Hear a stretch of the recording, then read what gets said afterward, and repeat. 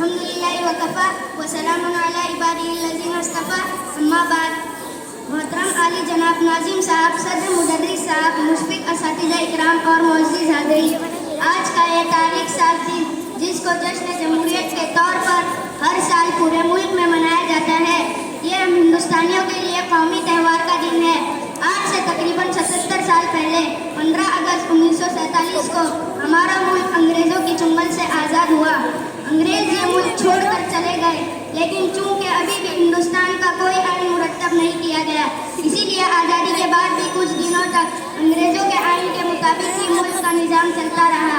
لیکن جلد ہی اس وقت کے ہمارے جو عظیم قومی رہنما تھے، انہوں نے آپس میں صلاح مشورہ کر کے ڈاکٹر بھیم راؤ امبیڈکر کی قیادت میں قانون ساز کمیٹی بنائی۔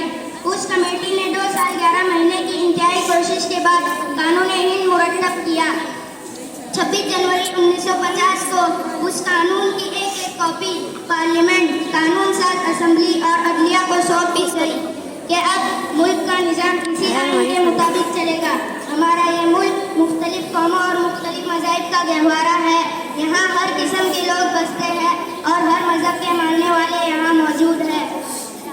اس لیے دستور ہند میں تمام مذاہب اور تمام قوموں کی رعایت رکھی گئی ہے، اور آئین کی پہلی دفعہ یہ بنائی گئی کہ ہندوستان ایک سیکولر اور جمہوری ملک ہے۔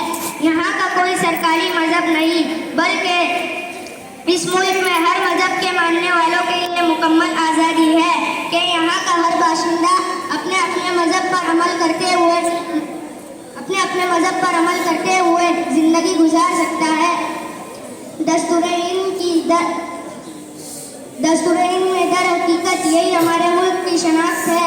اسی میں ملک ترقی کرے گا اور ملک میں امن و سکون کا ماحول بنا رہے گا۔ علامہ اقبال کے اس شعر کے ساتھ میں اپنی تقریر ختم کرتا ہوں۔